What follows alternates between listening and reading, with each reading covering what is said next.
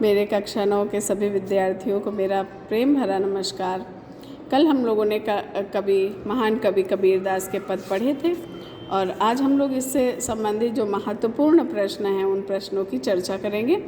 आपके जो पाठ्य पुस्तक है क्षितिज, उसमें प्रश्न दिए गए हैं। पहले हम उन्हीं प्रश्नों पर चर्चा कर लें। हम बहुत सरलता से इन प्रश्नों के उत्तरों को याद कर लेंगे। जब भी आप अपने क्षितिज के प्रश्न उत्तर को लिखते हैं तो पहली बात तो कि ये आपके 2-2 नंबर में प्रश्न पूछे जाते हैं, और दूसरी बात है कि आप स्वतंत्र होते हैं। आप इन प्रश्नों के उत्तर को अपने शब्दों में दे सकते हैं, उसमें कोई दिक्कत नहीं है। बस हाँ ये है कि जब आप प्रश्नों के उत्तर देते हैं तो वे उत्तर की भाषा पर आपको थोड़ा ध्यान रखना होगा, और भाषा भी परिष्कृत हो जाएगी, धीरे धीरे सुधार हो जाएगा जब आप पढ़ने का टाइम बढ़ाएंगे। थोड़ा पढ़ाई पर जब फोकस करेंगे और चैप्टर को कई बार समझ लेंगे अच्छी तरीके से, तो आपके उत्तर भी बहुत आराम से बन जाएंगे। तो पहला ही जो आपकी साखी थी कि मानसरोवर सुभर जल हंसा केली कराए, हंस मुक्ता फल मुक्ता चुगे अब उड़ अनत न जाए। उसी साखी का पहला प्रश्न इसमें दिया गया है कि मानसरोवर से कवि का क्या अभिप्राय है। तो मानसरोवर मैंने आप लोगों को बताया था कि मानव शरीर ही मानसरोवर है, जिसमें सुभर जल भरा हुआ है, जिसमें भक्ति रूपी सुभर जल भरा हुआ है, और इसमें आत्मा रूपी जो हंस है वो क्रीड़ा करता रहता है, जिसे जब ईश्वर रूपी मोती मिल जाते हैं, ईश्वर के भक्ति रूपी मोती जब मिल जाते हैं तो वह भटकना बंद कर देता है। उसे कहीं अन्य जाने की ज़रूरत नहीं पड़ती, उसे आनंद ही आनंद मिल जाता है। कवि ने सच्चे प्रेमी की क्या कसौटी बताई है? तो कवि ने सच्चे प्रेमी की कसौटी बताई है कि वह हमारे अवगुणों को सद्गुणों में बदल देता है। मैंने प्रेमी के भी 2 अर्थ बताए थे। एक तो आपका सच्चा मित्र जो आपके अवगुणों को सद्गुणों में बदल देता है, और दूसरा प्रेमी तो हमारा ईश्वर है ही, जो अगर हम पर कृपा कर दे तो हमारे मन के सारे अवगुण सद्गुणों में बदल जाएं। तीसरे पद में कवि ने किस प्रकार के ज्ञान को महत्व दिया है? तो तीसरे पद में कवि ने सहज ज्ञान को महत्व दिया है। सहज ज्ञान कैसा है? सहज ज्ञान साधारण ज्ञान है, जिसमें कोई लोभ नहीं है, कोई लालच नहीं है। सबको एक दृष्टि से देखने का जो तरीका है वही आपका सहज ज्ञान है। इस संसार में सच्चा संत कौन है? इस संसार में सच्चा संत है जो किसी पक्ष या विपक्ष में बात नहीं करता, जो पखापखी के नियमों को नहीं मानता, जो सबको प्रेम सद्भाव जैसी नज़रों से देखता है, जो मानव मात्र में ईश्वर के दर्शन करता है, वही सच्चा संत है। अंतिम 2 दोहों में कवि ने किन प्रकार की संकीर्णताओं पर संकेत किया है? तो ये आपके अंतिम 2 दोहे कौन हैं? काबा फिर काशी भया, काबा फिर काशी भया, राम ही भया रहीम। अंतिम 2 दोहों में कवि कबीर कहते हैं कि कबीर को अब इस बात का पता चल गया है कि ईश्वर का सच्चा स्वरूप क्या है, तो उसके लिए राम और रहीम, काबा और काशी सब एकाकार हो गए हैं। अब आपका अगला प्रश्न है कि किसी भी व्यक्ति की पहचान उसके कुल से होती है या कर्मों से होती है? तो किसी भी व्यक्ति की पहचान उसके कुल से होती है। कभी कबीर कहते हैं कि अगर व्यक्ति के कर्म अच्छे होंगे तो वह यश पाएगा।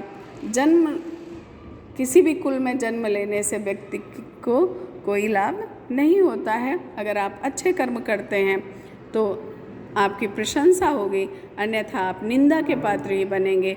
जिस प्रकार से अगर शराब को, मदिरा को सोने के कलश में भी अगर रख दिया जाए तो वह भी सज्जनों के लिए निंदा की ही वस्तु रहेगी।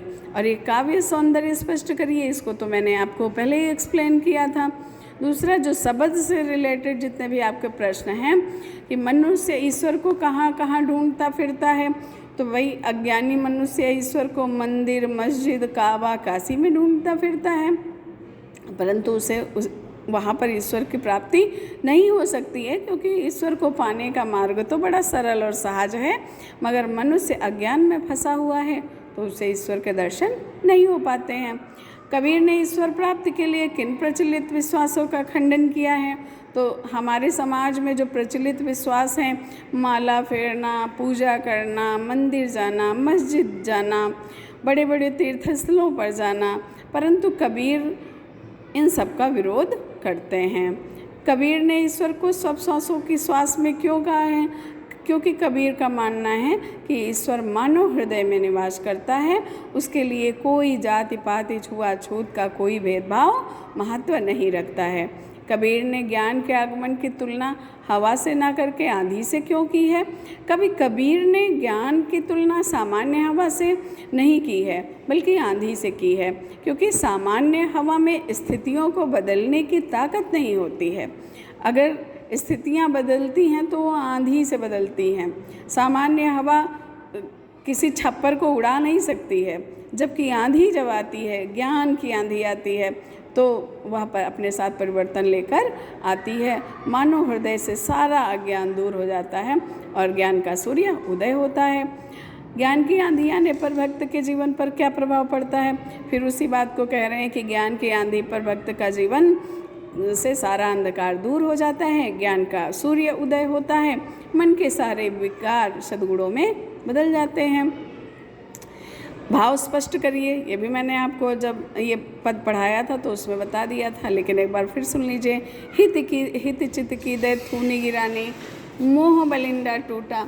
तो कभी कबीरदास कहते हैं कि मानव ने जो मोह और माया के जो दो थूनियाँ लगा रखी थी, जो मोटे मोटे खम्भे गाड़ रखे थे, जब ज्ञान की आंधी आई तो वे खम्भे टूट गए, मोह का सारा पर्दा निकल गया और जो माया थी वो छप्पर को तोड़कर ऊपर निकल गई। कहने का अभिप्राय है कि मन से सारे अवगुण निकल गए। आंधी पीछे जो जल बूढ़ा, ज्ञान की आंधी आने पर जो प्रेम की बारिश हुई, जो ईश्वरीय कृपा हुई, कभी कह रहा है, कबीरदास जी कहते हैं कि इस प्रेम की बरसात से भक्त का मन भीग गया, कभी भाव विभोर हो उठा और अब वह ईश्वर की भक्ति का आनंद ले रहा है। और इसी के साथ में आपका पहला पाठ ये कबीर समाप्त हो गया है। अगर इससे संबंधित कोई भी प्रश्न आपके रह जाते हैं जो आपको समझ में नहीं आते हैं तो आप कमेंट करके पूछ लीजिएगा। और अब हम लोग अपना जो क्षितिज आपका गद्य खंड है उसका पहला पाठ हम लोग अध्ययन करना शुरू करेंगे, जो कि मुंशी प्रेमचंद द्वारा लिखित कहानी दो बैलों की कथा है। तो इसी प्रकार आप वीडियो देखते रहें, मेरे चैनल को सब्सक्राइब करते रहें और थैंक यू।